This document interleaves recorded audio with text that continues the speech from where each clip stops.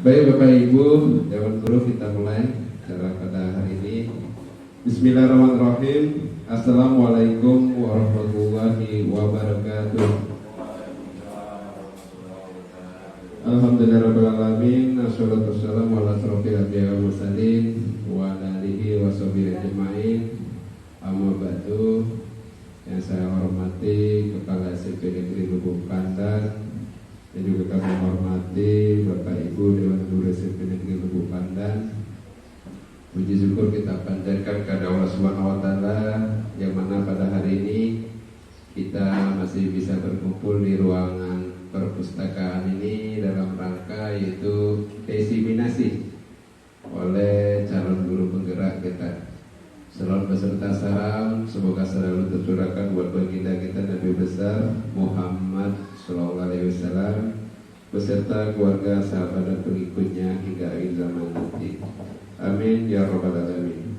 Baik Bapak Ibu yang kami hormati, tentunya kita berkumpul di ruangan perpustakaan ini dalam rangka yaitu diseminasi disiplin positif oleh calon guru penggerak kita yaitu Bapak Khairul Razikin dan calon guru penggerak angkatan 11 Kabupaten Musirawas.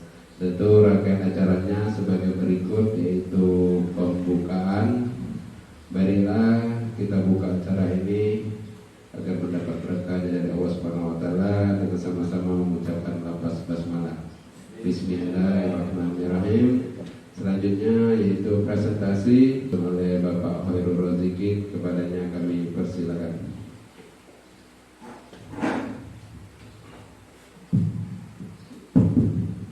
Baiklah, bismillahirrahmanirrahim. Assalamualaikum warahmatullahi wabarakatuh. Yang saya hormati Bapak Ibu Dewan Guru yang sempat hadir di ruang perpustakaan ini untuk mengikuti kegiatan diseminasi praktik disiplin positif yang sudah saya lakukan. Adapun kegiatan ini ditujukan sebagai tugas aksi nyata saya untuk modul 1.4 tentang budaya positif yang ada di sekolah. Selanjutnya, alhamdulillah syukur kita aturkan kepada Allah Subhanahu wa Ta'ala sehingga kita dapat diberikan kesempatan kesehatan sehingga kita dapat berkumpul di ruangan ini dalam keadaan sehat walafiat. Kemudian salawat beri salam kita lakukan kepada junjungan kita Nabi besar Muhammad Sallallahu Alaihi Wasallam. Baiklah Bapak Ibu yang saya hormati, jadi hari ini saya akan menyampaikan tentang disiplin positif, materi-materi yang saya pelajari ketika saya mengikuti pendidikan guru penggerak angkatan 11 di Kabupaten Musirawas. Kemudian di mana dalam pendidikan guru penggerak ini yang menjadi fasilitator saya adalah Pak Kaloramanto, kemudian sebagai pengajar praktiknya teman kita sudah ketemu dengan Pak Saiful Amri, dan saya sendiri Khairul Razikin sebagai calon guru penggerak angkatan 11 Kabupaten Musirawas. Adapun agenda kita hari ini cukup banyak Bapak Ibu, ada 5 materi yang insya Allah bermanfaat bagi kita semua. Yang pertama mengenai disiplin positif, yang kedua motivasi perilaku manusia, yang ketiga posisi kontrol restitusi, yang keempat keyakinan kelas, dan yang kelima adalah segitiga restitusi.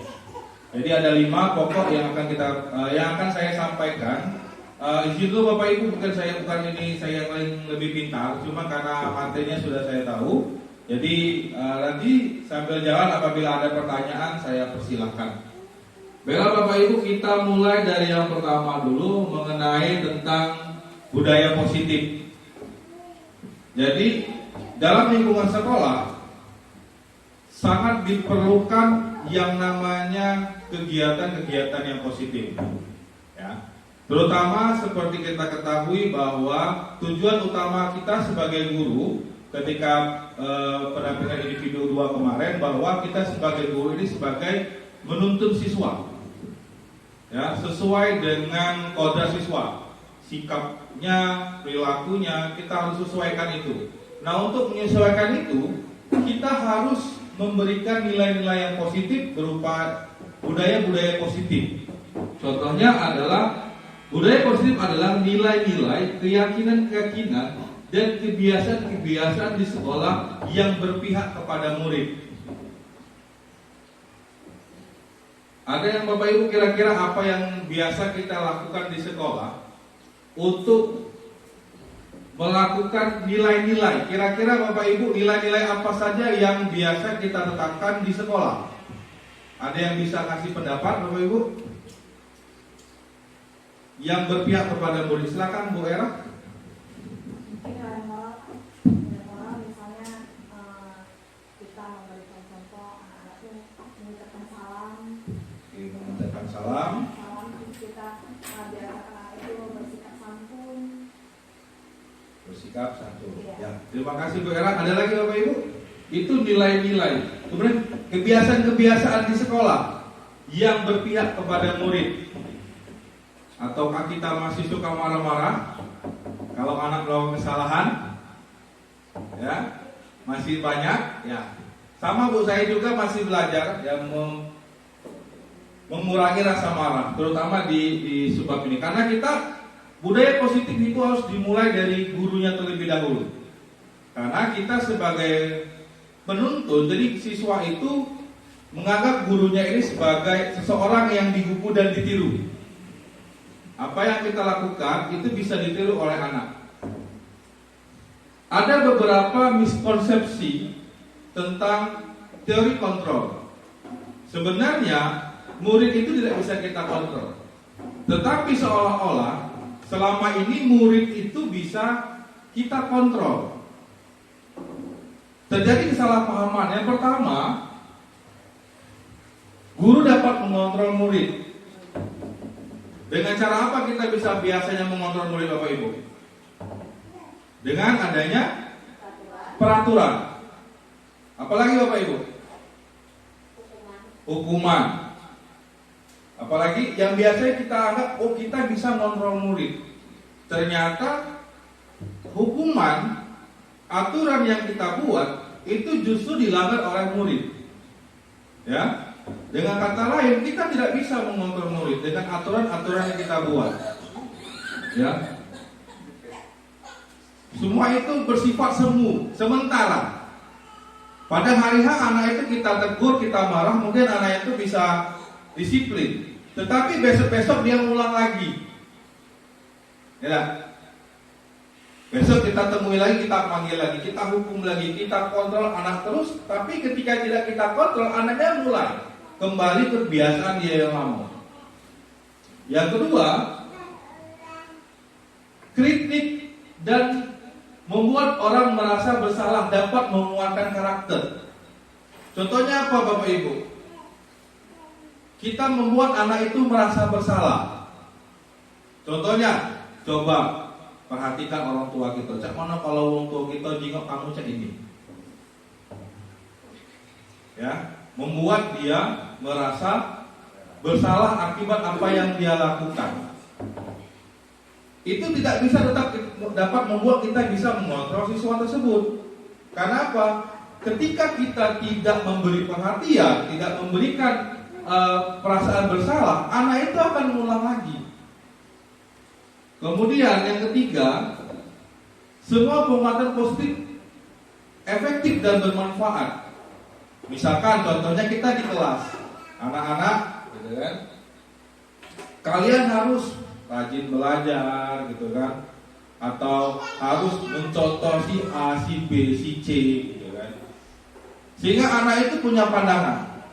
Tetapi ketika anak itu memiliki pandangan yang salah, maka anak itu sendiri tidak akan bisa kita tempah sesuai dengan kita inginkan. Yang terakhir, orang dewasa memiliki hak untuk memaksa. Contoh kita dengan anak kita, atau kita dengan murid, kita paksa anak itu ngerjain tugas, harus ini, harus itu. Seolah-olah kita bisa mengontrol anak tersebut. Dan ini menurut Dr. William Glasser, ini merupakan kegiatan-kegiatan yang semu, yang bersifat sementara. Kenapa? Mungkin selama ini setelah kita marah, anak itu mengulang terus. Terjadi pengulangan kesalahan-kesalahan yang sama, yang menandakan bahwa ternyata murid kita ini tidak bisa kita kontrol. Ya, Bapak Ibu, jadi kita tidak bisa mengontrol murid dengan aturan yang kita buat, dengan aturan sekolah yang kita buat, dengan aturan pribadi kita di kelas yang kita buat. Jadi bagaimana solusinya? Nah, kan gitu kan. Ini Bapak Ibu, jadi harus ada perubahan. Jadi akibat yang kita lakukan tadi, ternyata anak itu masih ngulang-ngulang terus membuat kesalahan, masih tidak keluar bajunya, masih keluar gitu kan. Ada perubahannya. Yang pertama, menurut kita, kebutuhan kita itu sama.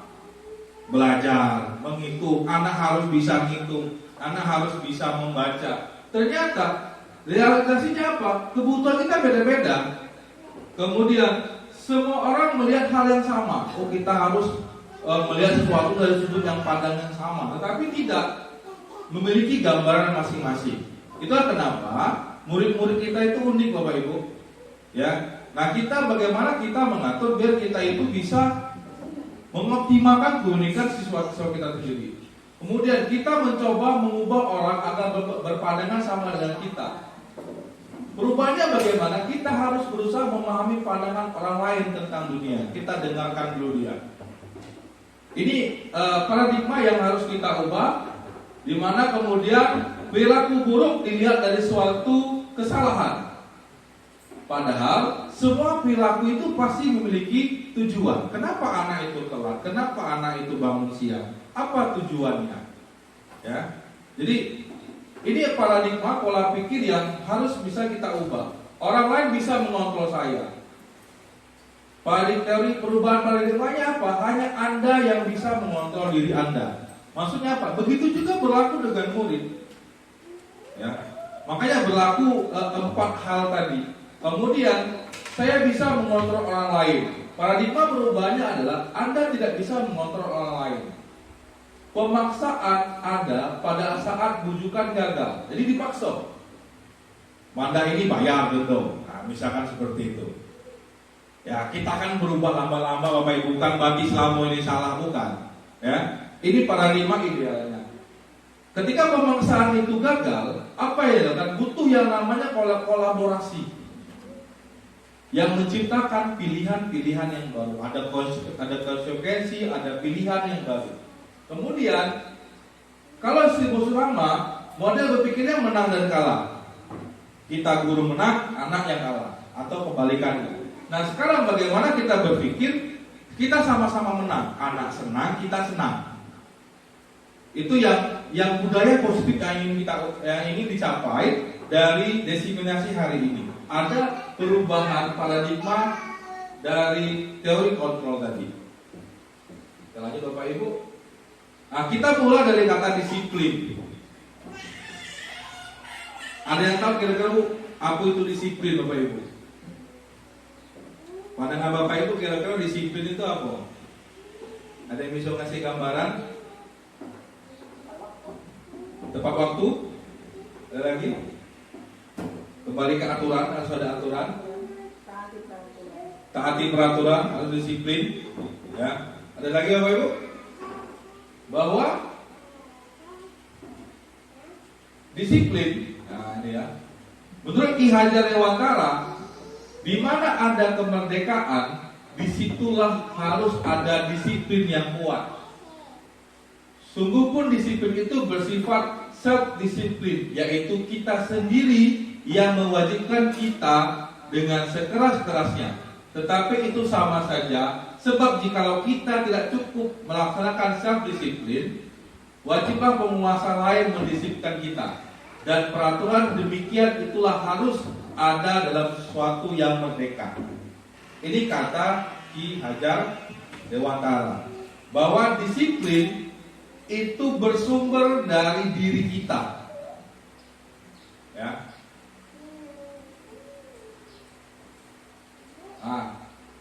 Disiplin itu bisa merupakan keyakinan.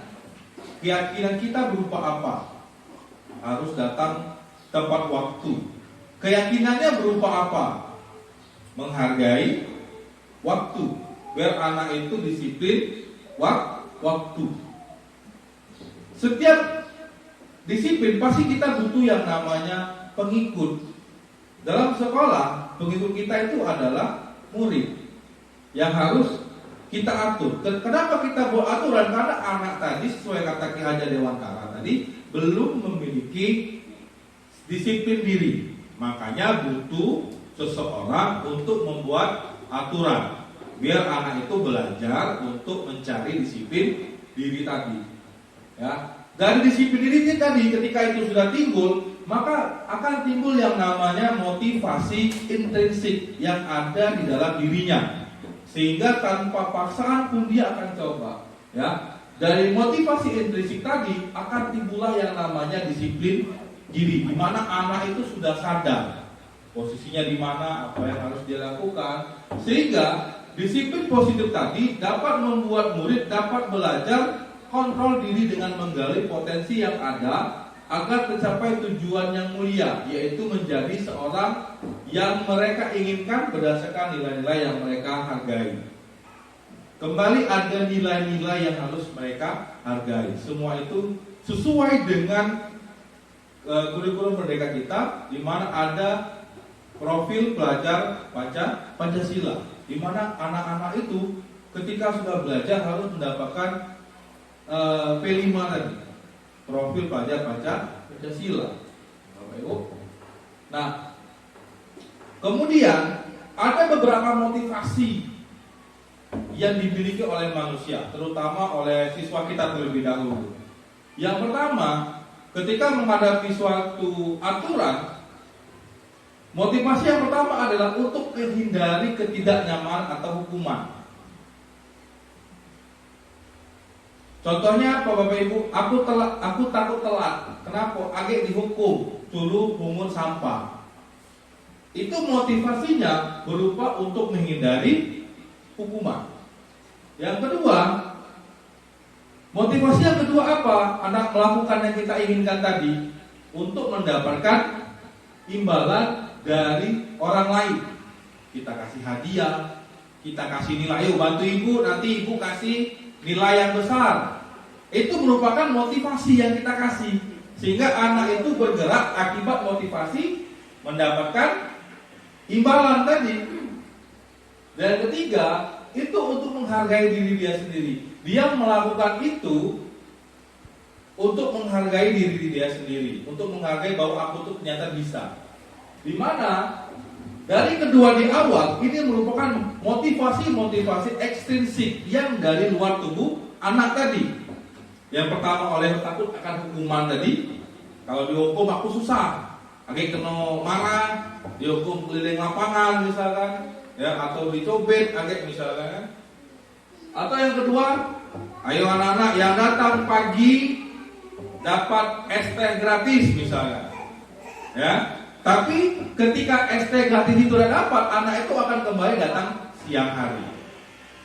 Nah, yang bagusnya itu adalah motivasi intrinsik yang berasal dari diri sendiri. Nah, inilah tujuan dari disiplin positif, bahwa anak itu memiliki motivasi yang ketiga untuk menghargai diri dia sendiri, berada di sekolah, merasa penting di sekolah, merasa nyaman di sekolah, merasa aman di sekolah. Tugas kita dengan guru, atau kita sebagai guru adalah bagaimana kita bisa menghasilkan murid-murid kita itu untuk memiliki motivasi yang ketiga. Dia mengikuti aturan yang kita buat, bukan untuk menghindari hukuman, bukan untuk mendapatkan imbalan, tapi untuk dapat menghargai diri dia sendiri sebagai seorang manusia. Sehingga akan timbullah yang namanya motivasi intrinsik. Ya. Nah, dalam mengikuti motivasi intrinsik tadi, biasanya manusia itu akan memiliki kebutuhan-kebutuhan. Kita memiliki 5 kebutuhan. Yang pertama, bertahan hidup. Yang kedua, kasih sayang dan rasa diterima.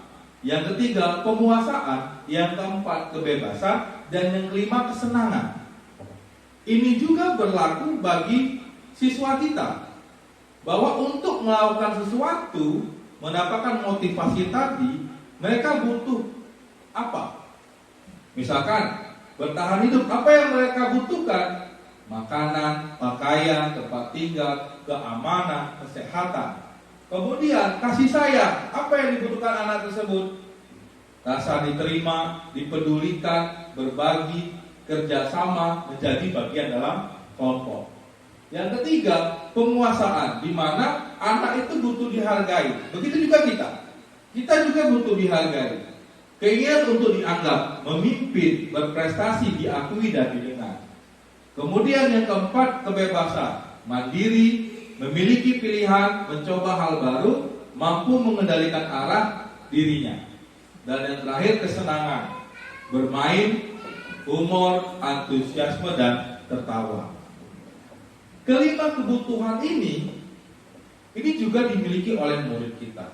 Terkadang siswa ketika tidak mendapatkan 5 kebutuhan ini, makanya anak-anak kita kadang-kadang membuat suatu kesalahan yang kita anggap sebagai suatu kesalahan. Karena apa? Karena dia tidak kurang kebutuhan 5 ini. Contoh misalkan ada siswa yang suka ngebully, ngata-ngatain orang seperti itu kan. Siapa tahu ketika kita telaah, ternyata si anak ini kurang kebutuhannya berupa apa? Kurang kebutuhan kasih sayang dan rasa diterima. Sehingga dia mengimplementasinya bagaimana? Dia ingin dipedulikan dengan cara ngata-ngatain orang. Atau ada beberapa siswa kita misalkan yang suka jadi bos di kelas. Suka nyuruh-nyuruh. Ya. Nyuruh si A, nyuruh beli itu. Dia jadi bos di kelas. Kenapa? Karena dia butuh penguasaan. Dia pengen berkuasa. Tapi anak ini tidak, akademiknya kurang, sehingga kita merasa anak ini nggak mampu. Maka di sini apa? Butuh diakui. Ternyata anak ini di kelas belum kita akui keberadaannya, sehingga dia membuat dirinya ada melalui dengan membuli teman-temannya. Yakinlah Bapak Ibu, inilah tujuan kenapa anak-anak kita itu sering melanggar aturan yang kita buat. Di kelas, misalkan anak-anak itu ketika kita jelasin, dia ngambang. Contoh, ya, ketika kita jelasin di kelas, dia ngambang. Berarti kebutuhan kesenangannya tidak didapat oleh kita. Jadi kita kita belajar itu tidak dengan senang. Mungkin masih textbook, masih monoton gitu kan, masih gurunya di depan, anaknya di belakang gitu kan, sehingga anak itu pengen bermain, kok sekali-sekali belajar sambil bermain gitu kan. Ketika kebutuhan itu tidak dapat, maka anak itu di kelas coret-coret, mabit-mabit. Kita alihkan, sekali-sekali kita buat soal di kertas, kita acukan kertasnya, kita lempar kertasnya, yang dapat silakan baca dan jawab pertanyaannya. Jadi kebutuhan anak itu akan bermain, itu dapat. Sehingga di kelas yang tadinya kepalanya nunduk ke bawah semua, ketika kita coba ajak bermain, ternyata anak itu lebih bersemangat. Nah, ya 5 kebutuhan dasar manusia yang kita pun juga sama, di masyarakat, di sekolah juga sama. Yang selanjutnya adalah hukuman, konsekuensi, dan restitusi. Ini adalah tindakan yang kita lakukan ketika kita menghadapi suatu permasalahan terhadap siswa. Contoh saya pribadi Bapak Ibu, saya lebih senang yang pertama dulu mungkin, ya. Dulu saya sering menghukum siswa. Kalau telat kita hukum. Kalau misalkan dia nggak ngerjain tugas, kita hukum. Ada yang kedua, ada namanya konsekuensi. Dan ketiga, restitusi. Kita bahas satu Bapak Ibu, ya. Kita bahas dulu yang pertama, itu adalah hukuman. Ciri-ciri hukuman tidak terencana atau tiba-tiba. Tiba-tiba anak tuh tidak, ketika kita ngajar, tiba-tiba dia keluar, ya, atau bajunya tiba-tiba keluar kita marahi, itu namanya hukuman. Murid tidak tahu apa yang akan terjadi dan tidak dilibatkan, bersifat satu arah, berupa hukuman fisik dan psikis. Fisik berarti kita sentuh tubuhnya, psikis berarti melalui perkataan kita. Itu bisa jadi sebagai hukuman. Yang kedua, konsekuensi. Konsekuensi itu contohnya apa? Terencana, disepakati sesuai peraturan. Kemudian murid tetap dibuat tidak nyaman. Sikap guru selalu memonitor murid. Konsekuensi berarti Bapak Ibu sesuai dengan aturan. Aturannya apa? Misalkan pelajaran IPA tidak ngerjain tugas. Konsekuensinya apa? Kalian harus mengerjakan tugas yang sama 3 kali lipat. Konsekuensi diberikan sesuai dengan kesalahan yang dia buat. Tidak boleh misalkan tugas IPA dia nggak ngerjain tugas, membuat tugas, kita suruh lari 3 keliling lapangan. Tidak boleh Bapak Ibu. Itu jatuhnya hukuman, bukan konsekuensi. Beda kalau Pak An dia ngajar olahraga, anak itu udah ngawe ke tugas jam olahraga, disuruh lari 5 keliling lapangan futsal, boleh. Kasusnya adalah konsekuensi karena sesuai dengan aturan pelajaran dia.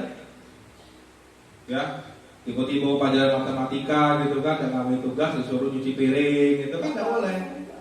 Ya, tidak sesuai dengan konteks.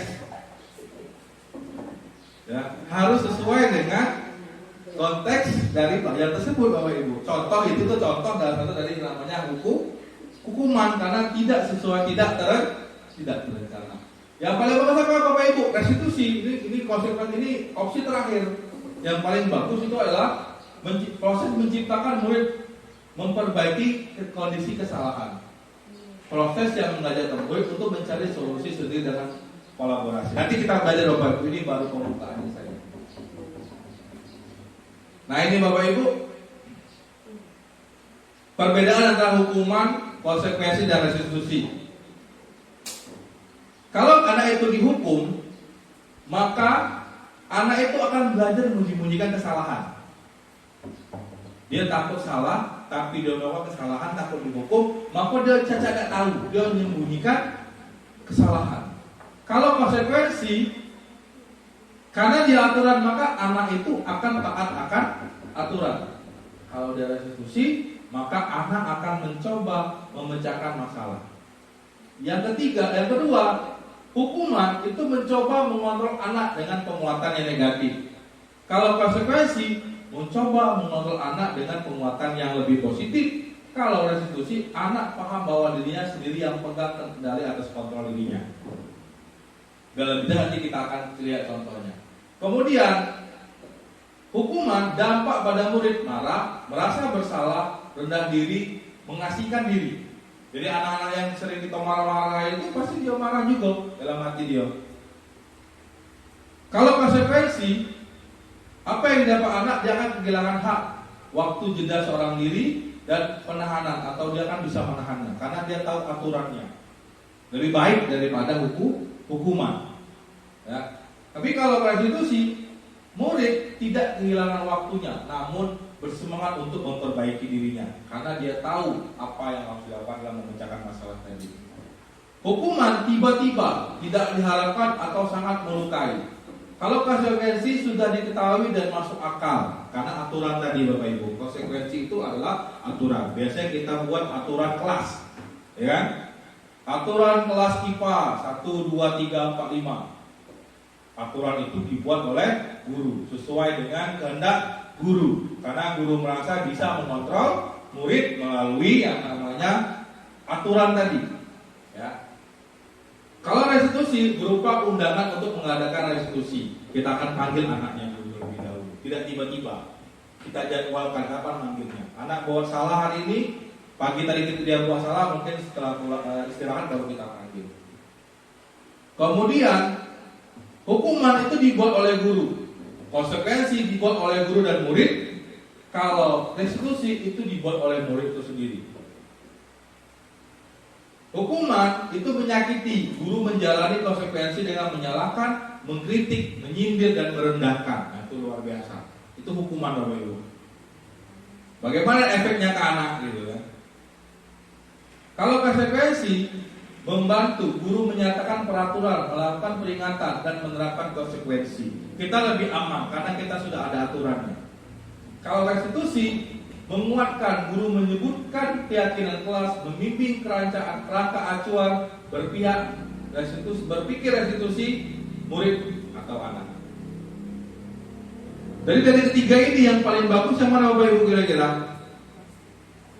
Restitusi, ya kan? Tapi lebih efektif. Karena kebutuhan siswa, kita lihat juga kebutuhan siswa. Kebutuhan siswa kita seperti apa? Ketika emang dihukum lebih butuh, ya tadi, tapi ada baiknya, ada tadi perubahan paradigma bahwa setiap siswa itu tidak bisa kita kontrol. Kita sendiri juga sama. Yang bisa mengontrol diri kita sendiri adalah diri kita sendiri, Bapak Ibu, bukan orang lain, bukan aturan. Apapun aturannya, kalau kita tidak bisa ikutin aturan tersebut, ya kita tidak kena itu juga deh. Terkadang seperti itu. Nah, dari sini ada beberapa posisi kontrol guru. Yang pertama, guru itu bersifat sebagai penghukum, berupa menggunakan hukuman baik fisik maupun verbal. Yang kedua, yang biasa kita lakukan apa? Membuat rasa bersalah. Kamu nak gawe ke ini, gak kasihan sama ibu. Nah, tiap hari nyambut depan sini, nungguin kamu telat, gitu kan? Itu berarti membuat anak itu merasa bersalah. Coba lihat orang tua, gak kasihan orang tua kamu tuh, nyekolah kamu mahal, sibuk ke kebun, kan? Kamu di sini minggat, saya itu kan? Ya, berarti itu membuat anak itu merasa bersalah. Yang ketiga, terus sebagai teman. Pak dulu tuh sering kayak itu juga, ya. Tapi kalau pacar dikurangi lagi dikit, kayak itu kan, ya. Kita sebagai seorang kita ini pendekatannya secara persuasif, secara dekat, awal kita ngobrol dewek, ya. Kemudian sebagai pemantau, tugas gurunya apa? Yang ngawasi aturan. Aturannya ini, nah, jadi kamu harus seperti ini. Kalau kita punya buku peraturan siswa, setiap kali siswa bersalah, kita keluarkan buku aturannya. Kalau salah di poin yang berapa? Itu kita sebagai pemantau. Atau kita sebagai terakhir, sebagai manajer, membantu murid mempertanggungjawabkan perilaku dan mencari solusi masalahnya sendiri. Itu tahap terakhirnya. Yang paling ideal. Kira-kira kita di mana Bapak Ibu? Di pemantau. Ada lagi? Kira-kira kita lebih kemana anak itu sekarang? Atau masih ada yang masih menghukum? Masih. Ya. 50% masih menghukum. Termasuk saya. Bukan pembicara. Ya saya juga masih ya. Ya. Karena berubahnya tidak bisa langsung drastis. Kita harus melihat dulu konteks anaknya seperti apa Bapak Ibu. Tapi berlahan lama-lama ideal kita ke manajer. Ya. Tidak lagi kita main fisik, tidak lagi kita main verbal ngatain anak, membuat anak itu merasa bersalah terus. Yang pasti kita coba mulai merubah perilaku kita. Berharap habis dari sini kita sudah mulai mendekati lah, minimal mencoba menjadi manajer. Apa saja yang dilakukan manajer? Nah, kita lihat sini Bapak Ibu ya. Nah ini panjang ini Bapak Ibu ya. Ini ada kita coba fokus di manajer misalkan. Kita misalkan di penghukum, ya. Penghukum, apa yang guru kita perbuat? Menghardik, menunjuk-nunjuk, menyakiti, menyindir. Itu yang guru-guru buat. Di sini ditunjuk-tunjuk, gitu kan? Kau nih bla bla bla bla. Apa yang guru katakan? Kalau kamu tidak melakukannya, awas ya. Awas ya. Rasakan nanti ya pembalasan ibu. Itu namanya hukuman secara verbal, ya. Apa hasilnya? Tahu nggak kira-kira anak-anak? Ya kan? Anak apa yang memberontak, menyalahkan orang lain, bohong, didakwa bukan aku. Karena dia menghindar hukum tadi, motivasinya masih memotivasi takut kena hukum, tuh kan? Kaitannya dengan dunia yang berkualitas adalah murid meletakkan guru di luar dunianya. Jadi dia apa? Guru tidak penting hukum deh gawe. Ya. Sehingga murid berkata, biarkan saja, nanti juga marah-marah lagi. Ya, jadi lagi topat capek marah-marah, siswanya beranggapan itu, janganlah, agak gurunya marah lagi. Kalau kita salah, ya. Dampaknya apa? Tadi jelas, murid akan tetap mengulangi kesalahan yang sama. Karena ada motivasi fisik tadi. Ya. Oke, nah biar lebih jelas Bapak Ibu ya, kita tonton video saja ya Bapak Ibu ya. Oke. Nah, kita nonton video saja Bapak Ibu.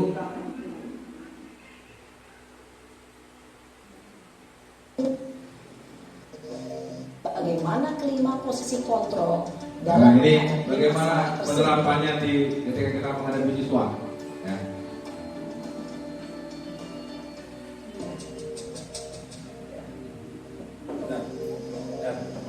Masih direkam.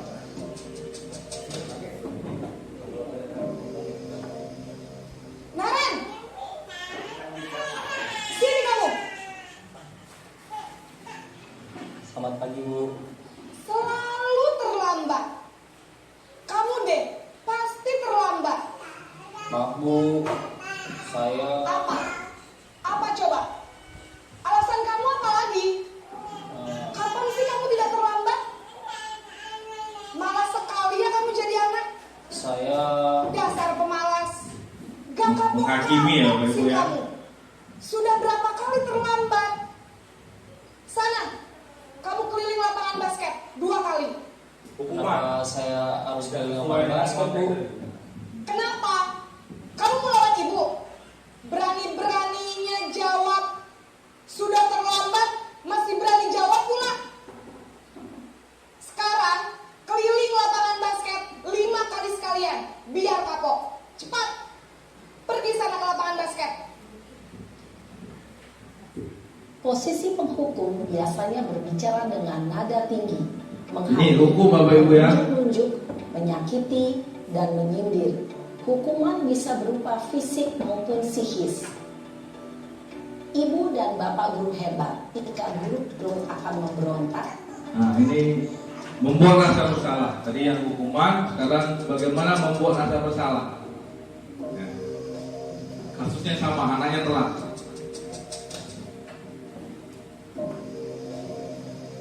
Naren,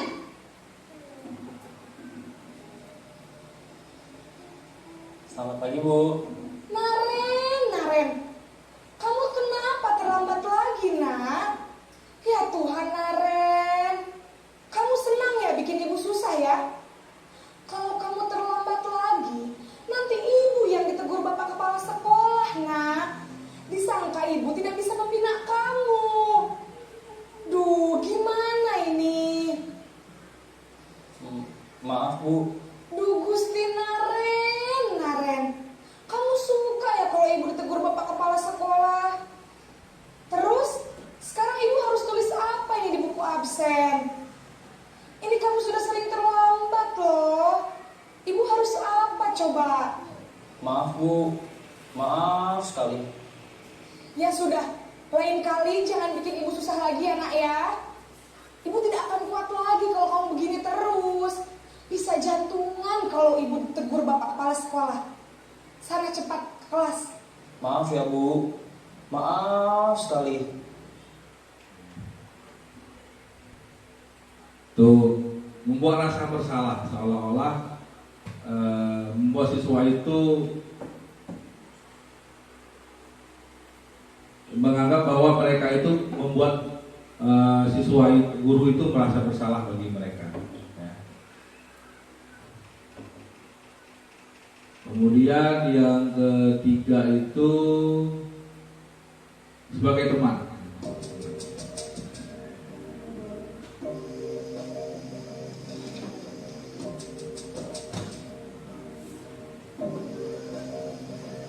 Naren,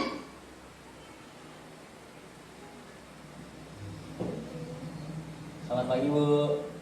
wah, sudah jam berapa ini nak? Terlambat lagi ya sayang. Iya Bu, habis ibu saya lupa bangunkan saya Bu. Kamu malah menyalahkan ibu kamu. Kamu bukannya anak yang larinya paling kencang. Kok terlambat sih? Iya Bu, saya memang terlambat bangun tadi. Jadi biarpun saya lari kencang, tetap gak kekejar Bu. Ya sudah sana. Nanti lain kali larinya lebih kencang lagi ya. Biar gak terlambat lagi. Bikin seneng ibu. Demi ibu. Bisa kan? Bisa lah Bu. Ya sudah sana masuk kelas. Ibu beresin urusan absen kamu. Kamu ini ada-ada saja. Ayo sih. Nih, sebagai teman ya Bapak Ibu ya. Dalam Jadi sebagai posisi teman kita dianggap sama rata dengan siswanya, ya. guru berbicara dengan nada suara ramah. Mendekati lebih baik ya Bapak Ibu daripada Cenderung itu bersedar hukuman anaknya beliau tadi. untuk menjaga suasana tetap santai. Kata sukses sulit kepada orang tertentu. Di sini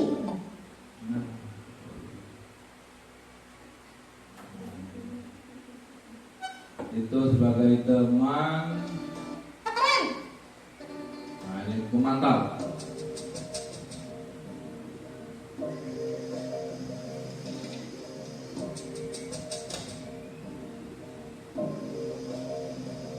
Naren,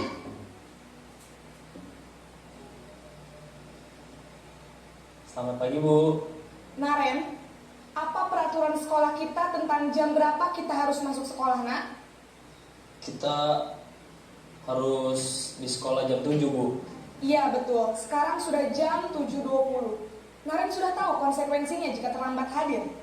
Paham Bu, saya harus tinggal kelas pas jam istirahat selama 20 menit. Iya benar, konsekuensinya demikian. Jadi nanti jam 9.30 pas istirahat, kamu harus tinggal di kelas, kerjakan tugas tambahan untuk ketertinggalan kamu, ya? Baik Bu. Nah, konsekuensi ya Bapak Ibu, ya. Sesuai dengan aturan yang ada di sekolah. Jadi anak sudah sadar, ya. Dan gurunya juga tidak juga menggunakan kata-kata yang keras. Lebih baik dibandingkan sebagai murid karena anak tahu konsekuensi kesalahannya tadi. Kalau sebagai teman tadi seolah-olah aman-aman saja. Karena murid menganggap guru sebagai teman kita. Yang penting harus sesuai dengan aturan-aturan yang kita buat. Kemudian terakhir itu sebagai manajer. Nah ini Bapak Ibu. Kira-kira bisa nggak kita Bapak Ibu? Bisa Pak, lihat contohnya.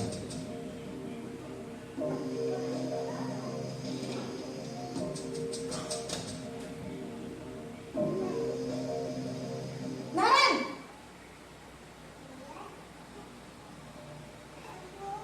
Selamat pagi Bu. selamat pagi Naren. Maaf Bu, saya terlambat. Iya, sekolah masuknya jam 7, sekarang sudah jam 7.20. Jadi sekarang bagaimana ini Naren? Maaf Bu, saya lupa setel alarm saya semalam. Baiklah, menurut kamu, keyakinan sekolah yang mana yang perlu kamu tingkatkan?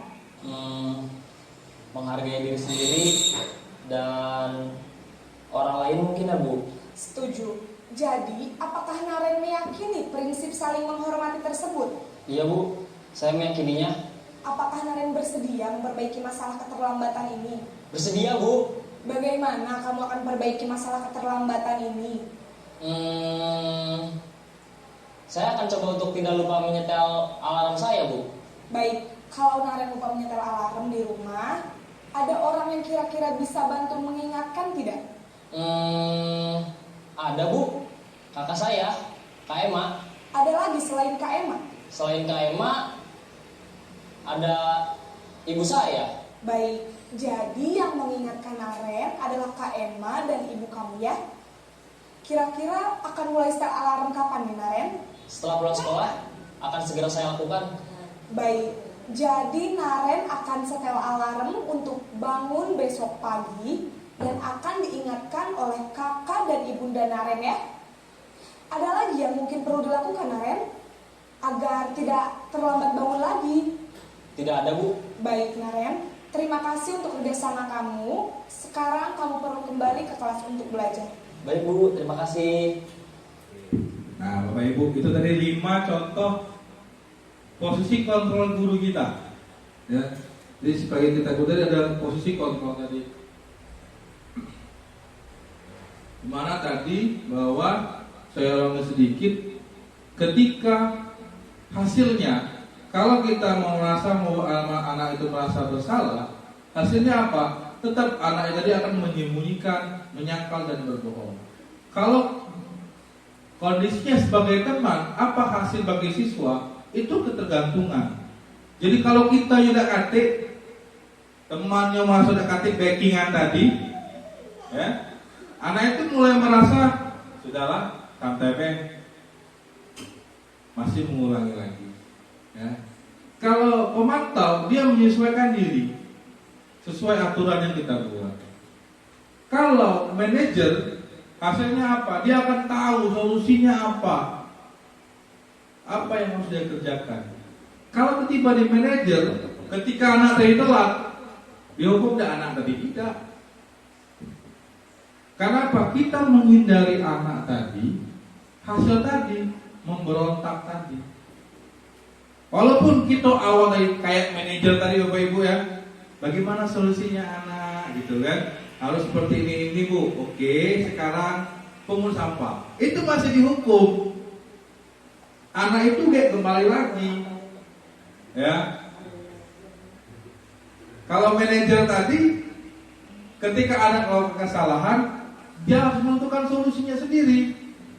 Tugas kita sebagai guru itu hanya bisa sebagai menuntun baik anak nih ya, anak juga kan masih manusia biasa. Pasti buat yang namanya salah, itu juga sama. Tinggal bagaimana kita dapat menguatkan diri anak sehingga akan timbul tadi yang namanya motivasi intrinsik di dalam dirinya, dia sadar, ya, sehingga akan menimbulkan penguatan diri. Dan kita berharap apa? Anak tersebut tidak akan mengulangi kesalahan yang lagi dan akan menguatkan diri dia sendiri. Sehingga motivasi tadi timbul. Tugas kita apa? Kita menumbuhkan motivasi bagi anak tadi. Ini posisi kita dulu. Nah, kemudian itu tadi cukup Bapak Ibu untuk nanti kalau ada pertanyaan kita selesaikan di belakang dan jawab. Kemudian masuk ke materi selanjutnya adalah tentang keyakinan kelas. Mengapa keyakinan kelas? Mengapa tidak peraturan kelas? Ada yang bisa kasih pendapat? Ada Bapak Ibu yang buat aturan di kelas? Masih ada Bapak Ibu? Ada. Apa contoh aturannya Bu Deh? Yang pertama disiplin waktu. Yang kedua tugas. Yang kedua kejujuran. Ada nilai-nilai. Ada lagi Bapak Ibu contoh peraturan yang di kelas kita buat sendiri? Kalau peraturan di kelas kita buat sendiri atau biasanya ngajak siswa ngobrol juga? Biasanya. Kalau Bu Ica ngajak siswa. Kalau Bu Era bersama-sama dengan siswa. Kalau Bu Santi? Bu Santi buat sendiri. Mengapa harus keyakinan kelas? Ya, kenapa tidak peraturan kelas? Ya. Tadi sudah benar dikatakan oleh Bu Santi bahwa kalau peraturan kelas yang buat ya gurunya sendiri tanpa melibatkan siswa tadi. Kalau Bu Dewita, Bu Ica sama Bu Era tadi sudah mulai mengajak ngobrol siswanya. Ya.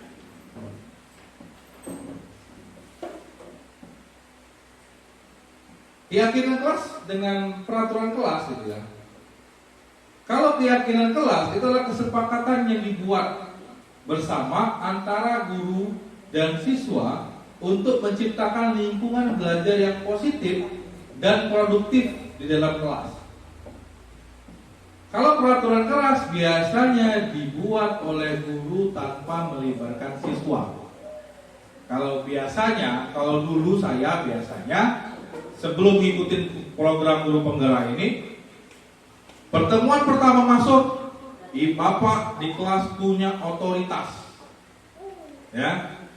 Kalau di kelas Bapak, kamu tidak boleh terlambat, tidak boleh berbuat bising, tidak boleh membuat kelas kotor. Ya. Kalau izin harus minta izin. Walaupun itu baik, tetapi kita tidak menampung aspirasi dari siswa. Apa kebutuhan siswa? Ya, sehingga nanti ketika kita tahu motivasinya, tahu kebutuhan dari 5 tadi apa yang dia butuhkan di kelas, sehingga kita dapat membuat kelas itu merasa lebih aman, lebih nyaman. Kita juga di kelas, saya rasa lebih gampang karena anak sudah tahu apa yang kita sepakati sama-sama. Dan juga ketika anak melanggar, kita kan dia kembalikan lagi. Seperti manajer tadi, kita kelola lagi. Kita kesepakatan kita apa, anak? Tugas dikumpul. Tidak ngumpul, kenapa tidak mengumpul? Tiduran atau main sorean. Nah, kira-kira cak mana biar kamu besok udah main sore lagi. Itu kalau kita mencoba sebagai manajer tadi. Kita menggali terus untuk mendapatkan anak tadi merasa sadar dan memiliki yang namanya motivasi yang ketiga, motivasi untuk menguatkan diri dia sendiri atau motivasi intrinsik tadi. Yang kedua, kepemilikan dan motivasi yang lebih tinggi. Jadi kenapa? Karena dari keyakinan kelas melibatkan siswa dalam proses pembuatan aturan. Siswa merasa memiliki tanggung jawab bersama dan lebih termotivasi untuk mengikuti aturan yang mereka bantu ciptakan. Karena kita menampung aspirasi dari mereka, kita tampung kebutuhan mereka, sehingga mereka merasa punya tanggung jawab. Mereka merasa mereka diperhatikan, kebutuhan mereka kita terima. Sehingga mereka melakukannya tanpa paksaan, tanpa melihat hukumannya apa. Kemudian fokus pada nilai-nilai yang positif. Keyakinan telah lebih fokus pada nilai-nilai positif yang ingin ditanamkan. Seperti kata tadi Bu Era tadi, rasa hormat, tanggung jawab, ya, kerjasama. Kemudian mendorong siswa untuk berperilaku baik secara intrinsik, bukan karena ketakutan akan hukuman. Walaupun ada beberapa masih mengaitkan akan hukuman, kalau telat denda. Ya. Karena emang mungkin siswa kita belum bisa untuk kita akan ke situ. Tapi berlahan kita coba. Ya, kan tidak langsung bangun tidur, besok langsung bangun lagi kan enggak. Ya, harus bertahap. Kemudian meningkatkan pemahaman dan internalisasi. Maksudnya apa? Keyakinan kelas dibahas, disepakati bersama, sehingga siswa memiliki pemahaman yang lebih tentang alasan dibalik aturan tadi. Kita aturan datang tepat waktu. Apa alasannya kenapa datang tepat waktu? Kita lebih menghargai waktu, gitu kan? Ya, karena waktu tidak bisa diputarkan kembali seperti itu.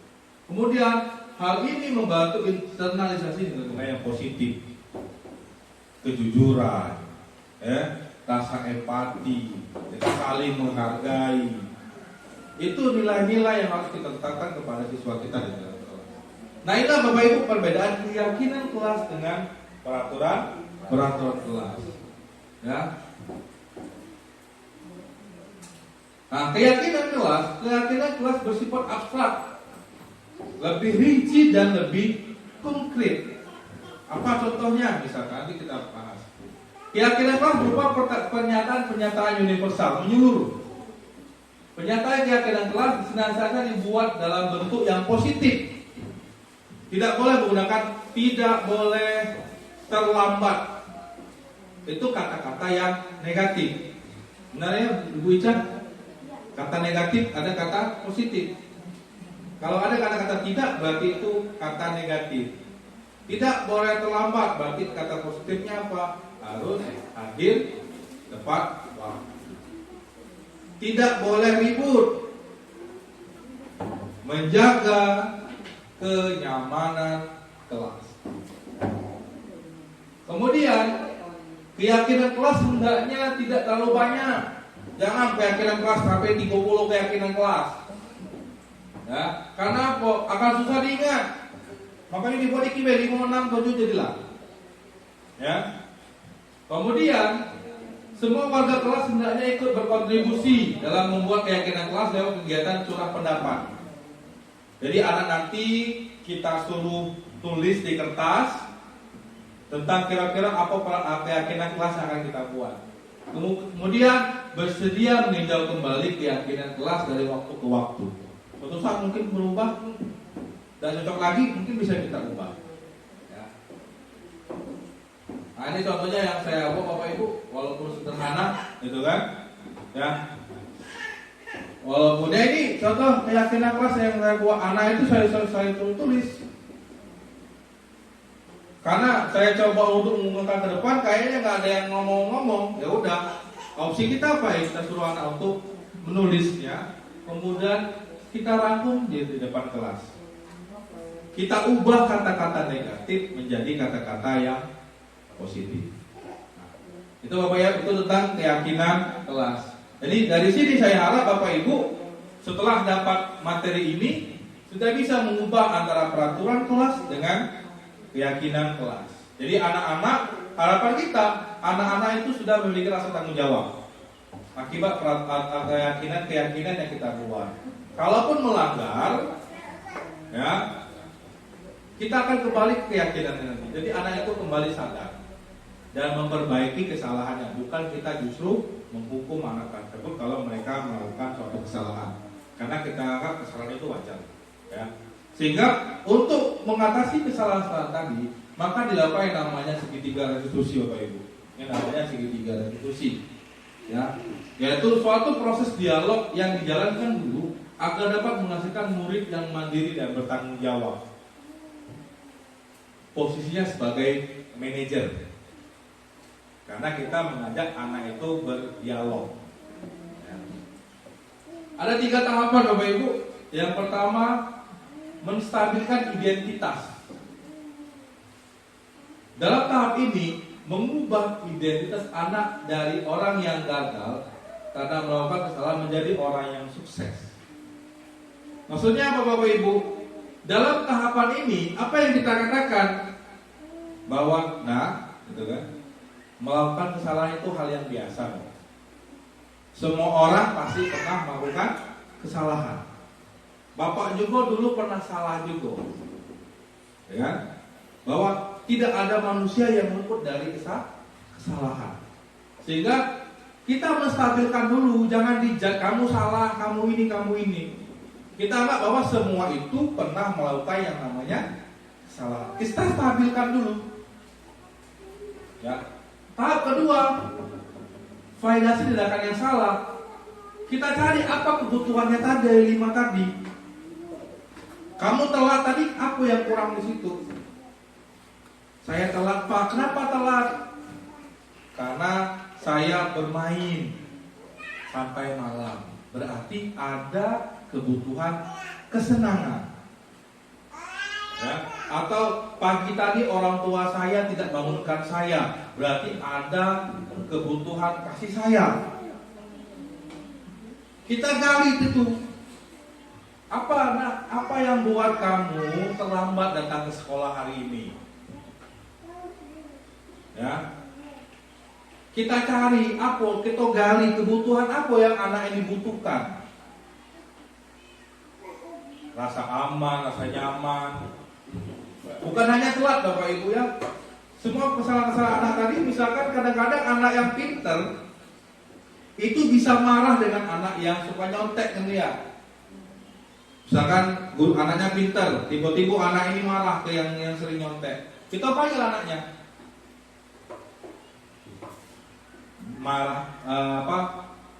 Marah itu biasa gitu kan.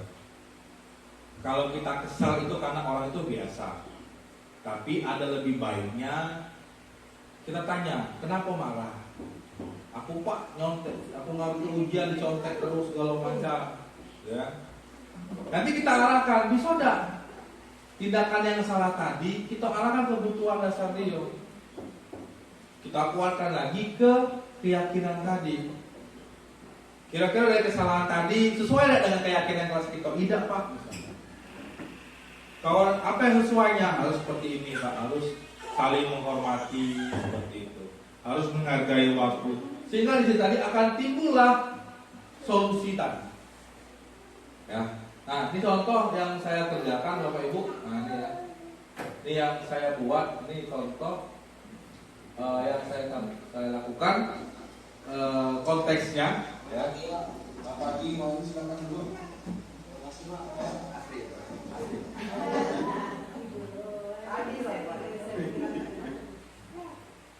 Sudah tahu kira-kira kenapa Bapak manggil ketika jam istirahat ini?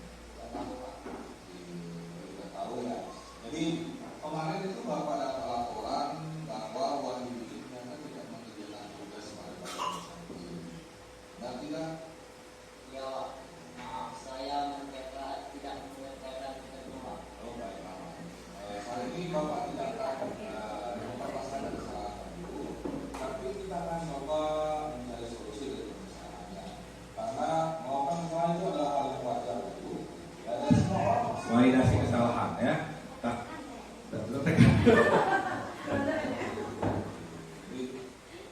waktu ada di kelas Ibu Santi ketika memberikan tugas.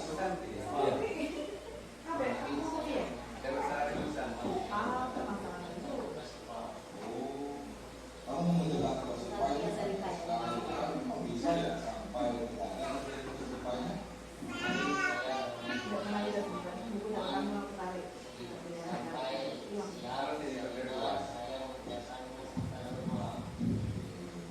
Jadi Wahyu masih kira-kira masih kita sepakati bersama.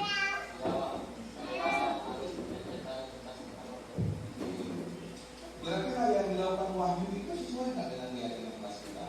Tidak. Wahyu masih nggak nilai-nilai apa yang tersepakati ketika menyatakan bahwa harus mengerjakan tugas tepat waktu? Tidak.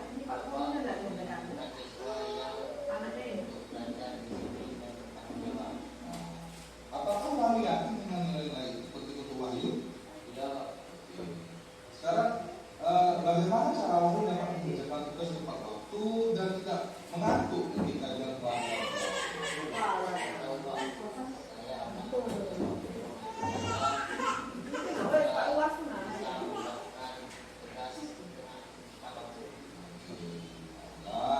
Bapak sangat mengapresiasikan apa yang Wahyu sampaikan. Semoga Wahyu bisa melaksanakannya dengan baik. Oke, masih ada yang ingin menyampaikan dengan Bapak? Jika tidak ada, Wahyu silakan kembali ke kelas dan lanjutkan kembali belajar dengan Bapak. Bapak Ibu ya, ini contohnya ya. Contoh kita posisikan sebagai manajer, kita tanya solusi kenapa si Wahyu tadi tidak ngerjain tugas. Ternyata ketika dikasih tugas teman-temannya ngerjain, dianya tidur sehingga tidak ngerjain tugas hari itu. Kita tanya lagi tidurnya kenapa? Berarti ada kebutuhan dasar bertahan hidup yang dia belum dapat. Ya, kenapa dia tidurnya tidur karena ngantuk? Kenapa ngantuk? Bermain, ada kebutuhan bermain. Kita kali kebutuhan tadi sudah dapat kebutuhannya apa, baru kita kasih keyakinan kelas kita seperti apa. ngerjain tugas, harus disiplin dengan ini, dengan tugas yang diberikan, dikerjakan. Sehingga nanti yang menyimpulkan perbaikannya ya siswa tadi. Apa yang dia kerjakan? Ya Pak, nanti aku ngumpul tugas sama Bu Santi, minta maaf, ngumpul tugas seperti itu. Ya. Nah ini ya Bapak Ibu, ini kegiatan yang dilakukan kita sebagai manajer. Tidak ada hukuman di sini. Tapi anak tahu konsekuensinya, anak tahu apa yang harus dia perbaiki, sehingga mudah-mudahan anak ini tidak akan melakukan kesalahannya lagi. Itu harapan besar kita. Walaupun prakteknya nanti anak akan terus melakukan kesalahan. Tapi tadi kita sebagai guru, kita tidak bisa mengontrol siswa. Ya, jangan kita mengontrol siswa. Kadang-kadang kita mengontrol anak kita sendiri, mengontrol orang terdekat kita pun tidak bisa. Juga sama di kita juga tidak akan bisa. Orang lain tidak bisa mengontrol kita. Ya, karena yang bisa mengontrol diri kita sendiri adalah diri kita sendiri. Aturan dibuat karena mungkin belum adanya self disiplin pribadi tadi. Sehingga kalau sudah ada disiplin intrinsik dan pribadi kita, mudah-mudahan ya suasana sekolah, suasana kelas kita akan lebih nyaman, lebih aman, lebih tenang. Siswa juga lebih senang. Kalau siswanya senang, kebutuhan dia dapat. Mudah-mudahan pelajaran yang kita buat, pelajaran yang kita berikan, keyakinan kelas yang kita buat bisa dilaksanakan tanpa ada paksaan, tanpa harus ada imbalan, tanpa harus ada hukuman. Tujuan kita tadi Bapak Ibu adanya motivasi intrinsik. Ya, itu harapan besar kita tadi Bapak Ibu. Terima kasih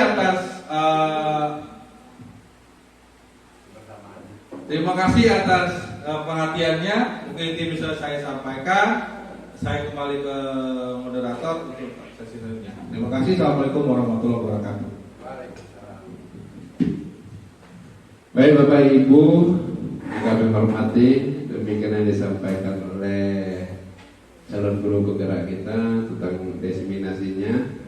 Untuk sesi berikutnya kami persilakan tanya jawab bagi Bapak Ibu yang menanyakan tentang materi yang disampaikan. Kami persilakan. Oke, dimulai dari Bu Era dan Bu Sundar. Kami persilakan untuk memberikan pertanyaan. Dua pertanyaan. Yang pertama, ya, Bu Era.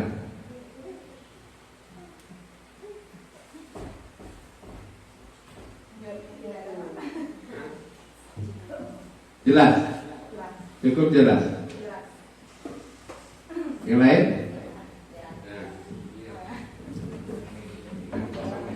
Terima kasih atas waktu yang diberikan. Ini pertanyaan mungkin juga untuk kita sharing. Pertanyaannya ini sangat berhubungan dengan diri saya. Sebagaimana kita ketahui sebelumnya di setiap sekolah itu kan ada peraturan. Bagaimana cara kita mengubah dan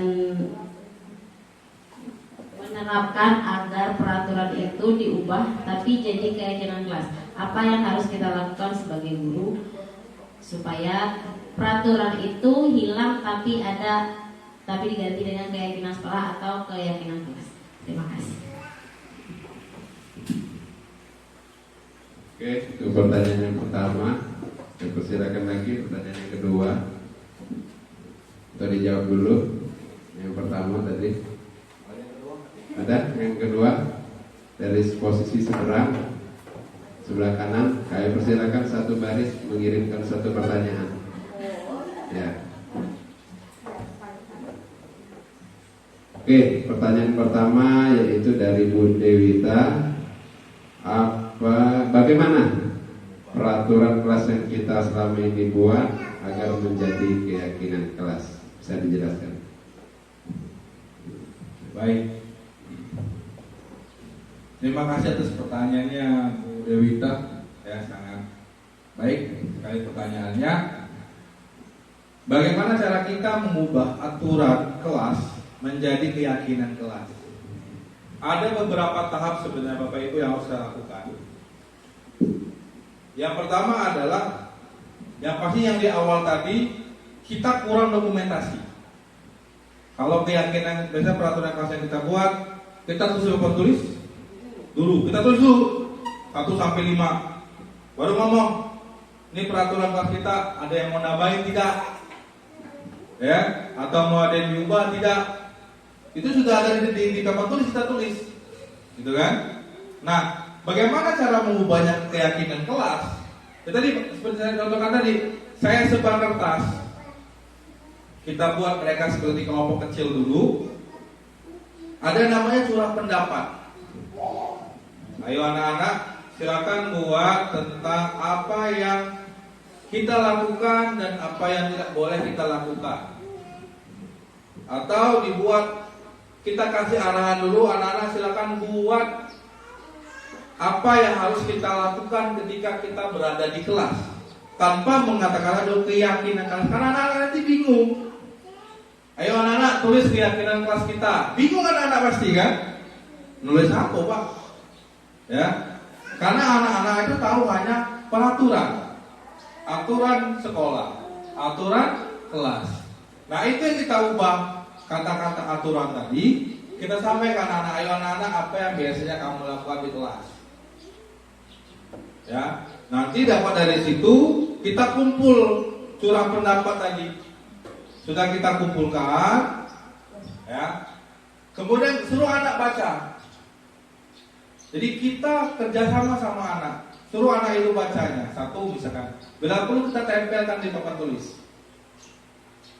Apa yang ditulisnya kita tempelkan, nanti 1-2 anak untuk membacanya.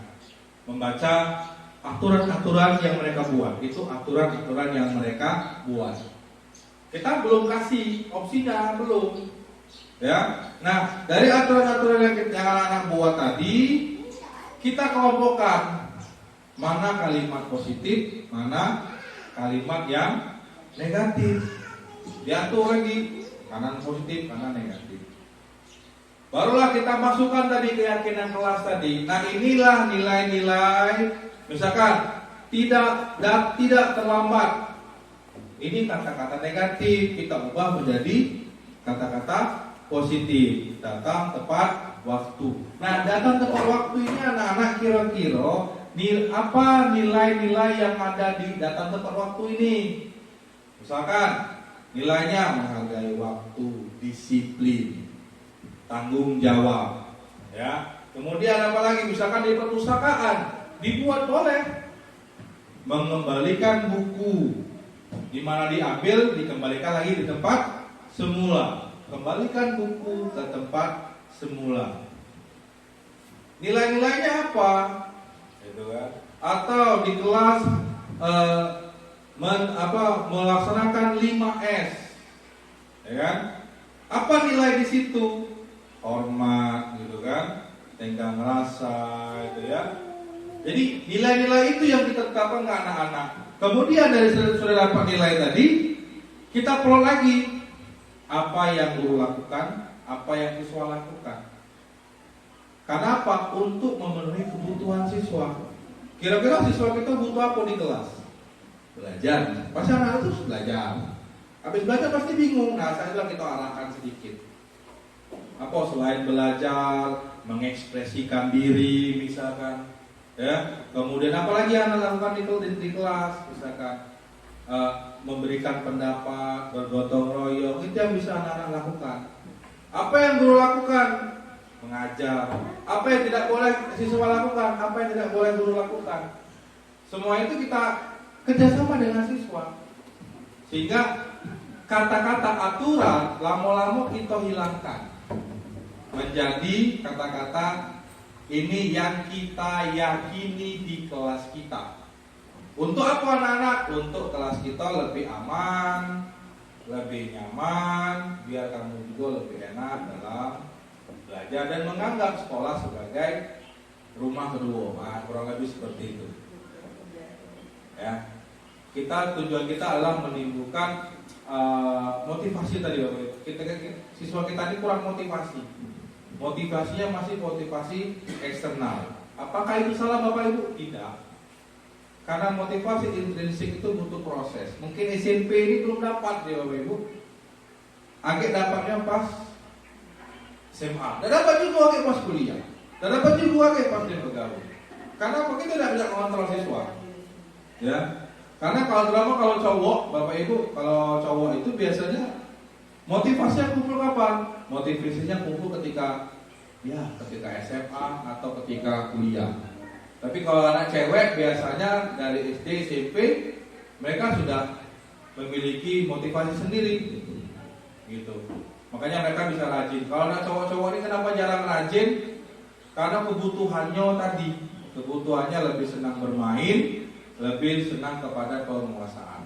Mungkin itu yang bisa disampaikan Bu Dewita. Terima kasih. Sama Bu. Sudah terpuaskan.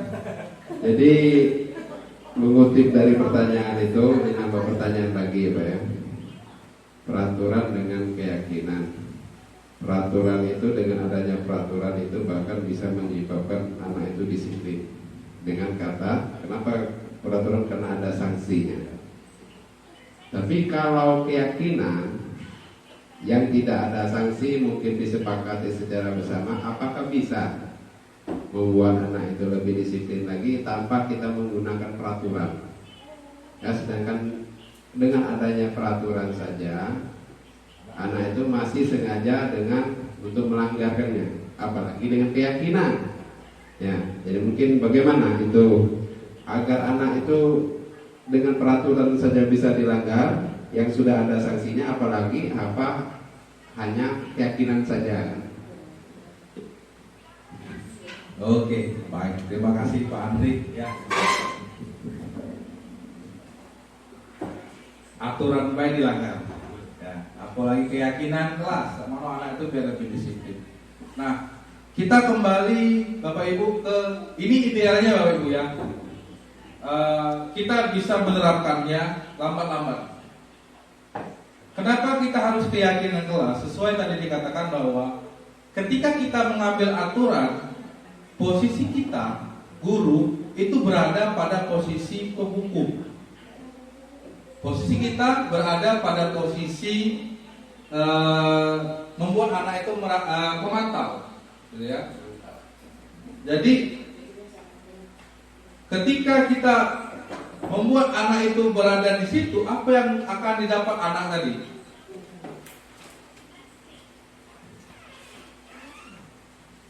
Nah, kita kembali tadi ke posisi guru, posisi kontrol dari guru. Nah, ini tadi. Nah, ini Bapak Ibu, ya. Makanya kita coba lama-lama Bapak Ibu ya. Ketika aturan dibuat, maka posisi kita sebagai guru itu ada di penghukum. Ketika mereka melakukan kesalahan, kita hukum. Atau ketika mereka melakukan kesalahan, kita pantau dengan menghitung, mengukur. Biasanya ada sanksi. Kalau telat 10 poin, gitu ya. Kalau misalkan berkelahi 30 poin, 50 poin. Dan itu berlaku oleh sekolah-sekolah lain Bapak Ibu. Bukan kita sekolah lain juga sama seperti itu. Kenapa itu tetap dilaksanakan? Karena self defense, self disiplin anak itu belum timbul, sehingga butuh bagan organisasi untuk buat aturan dengan tujuan agar timbulnya self disiplin, kesadaran disiplin dalam dirinya. Yang jadi permasalahan kita adalah ketika hal itu dibuat, dampaknya apa kepada murid? Mengulangi kesalahan. Kesalahan itu dibuat terus lagi. Karena dia merasa kalau dia dihukum, dia akan merontak. Ini terus yang akan kita hadapi selama 5 tahun selama kita ngajar. Kenapa? Karena ternyata tanpa kita sadari, akibat hukuman yang kita berikan, anak itu akan merontak, menyembunyikan kesalahan. Nah, dari kegiatan disiplin positif ini, Apa yang saya pelajari, ya, saya sampaikan kepada Bapak Ibu bagaimana kita mencoba. Ini kita coba Bapak Ibu ya. Ini bukan ideal, tapi kita coba menghadapi siswa kita. Bagaimana kita mencoba, bagaimana anak ini tidak lagi memulai kesalahannya. Dengan saya katakan tadi, tidak ada aturan, tapi keyakinan. Tidak ada lagi penghukum, tetapi kita sebagai manajer. Ketika anak salah jangan dihukum, tapi kita coba cari menggunakan segitiga restitusi. Anaknya kita panggil, ya, jangan telat kita barisi depan kelas, barisi di depan di lapangan gitu kan, dijemur sampai 30 menit gitu kan. Itu namanya penghukum. Artinya apa? Anak itu mengulangi kesalahan. Aturan dibuat masih lagi. Aturan dibuat masih lagi. Kenapa? Karena kembali ke kebutuhan anak tadi. Makanya saya sendiri mencoba untuk sekarang tuh ada cukup marah-marah lagi Bapak Ibu. Ya. Alhamdulillah ada cukup marah-marah. Kalau anak tuh paling enggak panggil. Tanya sampai orang kalau telat mana konsekuensinya apa? Malah ngulangi lagi apa tidak? Tahu konsekuensinya. Tinggal nanti kita bukan penghukum tapi pemantau. Mendekati manajer. Ya, kenapa? Di pemantau itu akan menitik beratkan pada sanksi atau hadiah untuk dirinya. Jadi dia menghargai diri dia dewek melalui sanksi tadi, melalui dengan hadiah yang kita berikan reward tadi. Jadi tanpa kita hukum lagi, kita mencoba. Ini teorinya seperti ini Bapak Ibu, ini ilmunya. Ya, saya sampaikan seperti ini, tidak saya tambah-tambahkan, tidak saya kurang-kurangkan. Tapi yang saya pengen sampaikan adalah Bapak Ibu bahwa kita mencoba untuk merubah aturan. Aturan tetap kita buat Bapak Ibu karena anak tahunya aturan. Tapi dalam penerapannya kita memposisikan kita bukan sebagai penghukum, bukan sebagai pembuat rasa bersalah, tapi mencoba sebagai manajer atau lebih baik lagi ke manajer. Tapi kalau tidak baca ya minimal teman atau pemantau. Itu lebih baik. Kita tinggalkan dua ini, menghindari hukuman, baik penghukum maupun membuat rasa bersalah. Anak-anak kita juga sama, berubahnya juga lambat. Kita akui, karena mengikuti aturan itu anak kita sulit. Karena apa? Dia merasa tidak nyaman. Ya. Setelah saya coba terapkan, ternyata anak itu lebih berpikir, lebih tahu kesalahan dia dan tahu solusinya apa. Ketika disuruh, walaupun tetap konsekuensinya kita kasih, tapi konsekuensinya itu sesuai dengan kesalahan yang dia buat. Contoh misalkan hari Kamis kemarin ada 4 orang yang tidak bantu piket. Ketika yang lain piket di kelas, ketika 4 orang itu ternyata dia makan, konsekuensinya apa? Mereka disuruh untuk, bukan mereka menawarkan diri untuk menyapu lapangan. Karena apa? Sesuai dengan kesalahan yang dia buat, konsekuensinya kita samakan dengan kesalahan apa yang mereka buat. Dan konsekuensi itu anak yang keluarkan. Kita mendekati yang namanya manajer, ya, dimana anak itu harus bagaimana cara mereka untuk memperbaiki keadaan tadi. Makanya yang kurasakan Bapak Ibu, anak itu membuat kesalahan karena mereka merasa tadi selama ini dihukum terus, dijudge, kamu tidak bakal sukses. Nah, cak mano kamu nih, itu apa rasa bersalah ya? Cak mano kamu nih lagi ke depannya tidak mau kalau untuk kamu jenguk anak cak ini, cak itu kan? Itu rasa bersalah, enak. Dan efeknya apa? Anak tadi mengulang terus, ya. Nah, kita mencoba dengan adanya ini, kita coba untuk masuk ke manajer. Walaupun berat, agak geram kalau ada hukum tuh kan, ya. Kita coba untuk manajer dengan suara yang sopan, atau bila perlu setelah jam mengajar kita panggil anaknya untuk ngobrol tadi, untuk segitiga restitusi tadi. Kita cari kira-kira kebutuhan anak itu apa dan solusinya bagaimana. Aturan sekolah tetap kita buat aturan sekolah, karena self disiplin anak belum ada, sehingga aturan sekolah tetap kita buat. Jangankan di sekolah, di perusahaan pun ada aturan perusahaan. Dimanapun tetap ada aturan. Karena apa? Sesuai kata-kata Ki Hajar Dewantara tadi, ketika suasana yang merdeka, ketika orang tersebut belum memiliki kedisiplinan sendiri, maka dibutuhkan aturan. Ya, aturan itu dibuat bukan untuk dilanggar, aturan itu dibuat untuk memposisikan kita sebagai guru di mana. Jangan lagi dihukum-hukum dan membuat rasa bersalah. Tapi kita coba untuk sebagai manajer paling bagus. Ya, makanya di perusahaan itu ada namanya manajer mungkin ya. Saya kurang paham juga. Tapi beda ada posisi sebagai manajer, di mana ketika ada permasalahan kembali ke manajer tadi. Kita mau seperti apa? Mengembangkan perusahaan seperti apa? Seperti itu. Tetap kalau saya pribadi Pak Andri, tetap ada aturan. Tetap namanya aturan karena siswa kita tahunya aturan. Tetapi dalam penerapannya kita memposisikan kita sebagai manajer, bukan sebagai penghukum.